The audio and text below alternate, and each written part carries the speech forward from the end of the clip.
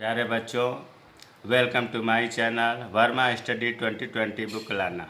प्यारे बच्चों, अगर आप क्लास 12th का जियोग्राफी का फुल कोर्स हिंदी में करना चाहते हैं तो मेरे चैनल को सब्सक्राइब कीजिए और बेल आइकन को प्रेस कीजिए ताकि जो भी वीडियो मैं अपलोड करूं उसका नोटिफिकेशन सबसे पहले आपको मिल सके। आपको भूगोल में चल रहा था 8वां पाठ, उसमें जल परिवहन चल रहा था। कल हमने जल परिवहन के आंतरिक जल परिवहन के बारे में बताया था।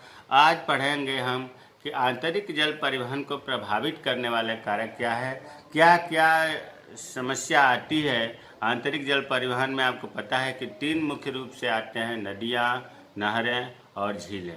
अगर किन परिस्थितियों में विपरीत परिस्थिति हो जाए तो ये आंतरिक जल परिवहन फ्लॉप हो जाता है, तो इसके बारे में आज हम लोग पढ़ेंगे। एक अच्छा व्यापारिक मार्ग बनाने के लिए एक नदी में कुछ विशेषताएं या आवश्यक बातें होनी चाहिए। अगर ये जो 10 पॉइंट है, ये 10 पॉइंट अगर किसी नदी में है तो उसमें आंतरिक जल परिवहन किया जा सकता है। जैसे पहला है, चौड़ाई व गहराई अधिक होनी चाहिए। उस नदी में या उस नहर में चौड़ाई अधिक होनी चाहिए, गहराई अधिक होनी चाहिए। अगर चौड़ाई गहराई अधिक नहीं होगा तो फिर स्टीमर तथा उसमें नाव सुविधापूर्वक नहीं चल पाएंगे। दूसरा है, गति तीव्र न हो। जो इसमें पानी का बहाव है वो तीव्र गति नहीं होना चाहिए। अगर तीव्र होगा तो जहाज़ों को, जलयानों को विपरीत दिशा में चलाने में कठिनाई सामना करना पड़ेगा, इसलिए पानी का बहाव तेज नहीं होना चाहिए। तीसरा है कि झरने नहीं होना चाहिए। देखो, कुछ नदियों में स्थान स्थान पर झरने होते हैं जो परिवहन के लिए ठीक नहीं रहते। जैसे अफ्रीका तथा दक्षिणी भारत की अनेक नदियां ऐसी हैं जो झरनों के कारण ही वो जलमान की दृष्टि से बेकार पड़ी हुई हैं, तो झरने नहीं होनी चाहिए। चौथा विशेषता है कि जल की मात्रा वर्ष भर लगभग समान रहे। ऐसा न हो कि बारिश में बाढ़ आ जाए, पानी बहुत ज़्यादा हो जाए और गर्मियों में वो नदी सूख जाए।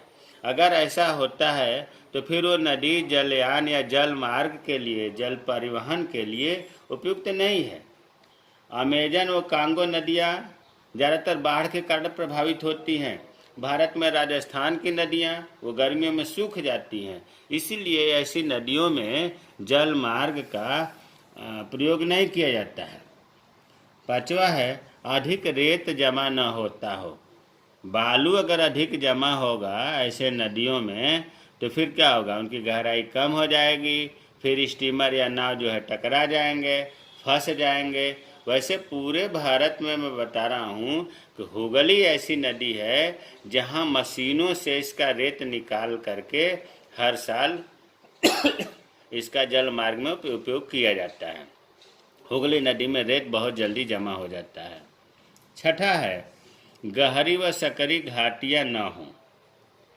कुछ नदियाँ अपने मार्ग में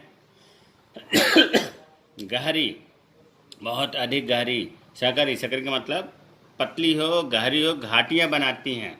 अगर ऐसी नदी है जो गहरी और सकरी घाटियाँ बनाती हैं, वो जल परिवहन के लिए बेकार है। ये चीज़ें नहीं होनी चाहिए। सातवां है, तल दलदली या चट्टानों वाला न हो। जिन नदियों का तल दलदल होगा या जगह जगह चट्टाने होंगे तो क्या होगा, नावें स्टीमर फंस जाएंगे। दलदल में नाव या स्टीमर फंस जाएंगे, चट्टान होगा तो उसे टकरा जाएंगे और टकराने के बाद जो है वो फिर पहुंच ही नहीं पाएंगे अपने गंतव्य स्थान पर। तो ये दलदल या चट्टान वाला तल नहीं होना चाहिए। आठवां है, अधिक मोड़ ना हो। कोई भी परिवहन, बस की हो, ट्रेन की हो, उसी तरह से जलयान की, ज़्यादा मोड़ ठीक नहीं होता है। अगर ज़्यादा मोड़ होगा तो जहाज़ों को चलने में कठिनाई उत्पन्न होगी और कठिनाई उत्पन्न होगी तो फिर उनकी गति कम हो जाएगी। ये भी नहीं होना चाहिए। नौवां है कि क्षेत्र की जलवायु अधिक ठंडी नहीं होनी चाहिए। क्या होगा, अगर क्षेत्र की जलवायु अधिक ठंड है या आसपास के क्षेत्र बहुत ठंड है तो नदियों का पानी जम जाएगा, और जम जाएगा तो क्या होगा, जल परिवहन नहीं होगा। बर्फ में थोड़े नहीं चलेंगे जहाज, वो तो पानी में जहाज चलती हैं। जैसे मान लो कि रूस के उत्तरी भाग में ओबे नदी है, लीना नदी है, ये क्या होता है, इनके पानी जाड़ों में जो है जम जाता है। तो ऐसा नहीं होना चाहिए, अर्थात ठंड ज़्यादा न पड़े, 0 डिग्री सेंटीग्रेड टेम्परेचर न हो, पानी न जमे। 10वां लास्ट है, मार्ग में घने बसे या औद्योगिक क्षेत्र हो।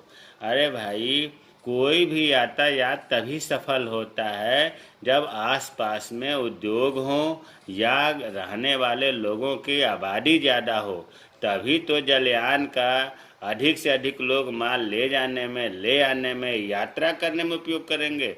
उद्योग है नहीं, कोई आबादी वहाँ बहुत कम से कम है, तो फिर जलयान का उपयोग कौन करेगा। लिहाजा घना बसा होना चाहिए और औद्योगिक क्षेत्र भी होना चाहिए। तो कभी कभी इम्तहान में छोटे प्रश्न पूछ दिए जाते हैं कि आंतरिक जल परिवहन को प्रभावित करने वाले भौगोलिक कारण क्या है, या एक नदी की क्या विशेषता होनी चाहिए जिससे आंतरिक जल परिवहन किया जा सके। तो ये 10 पॉइंट है। जय हिंद, जय भारत।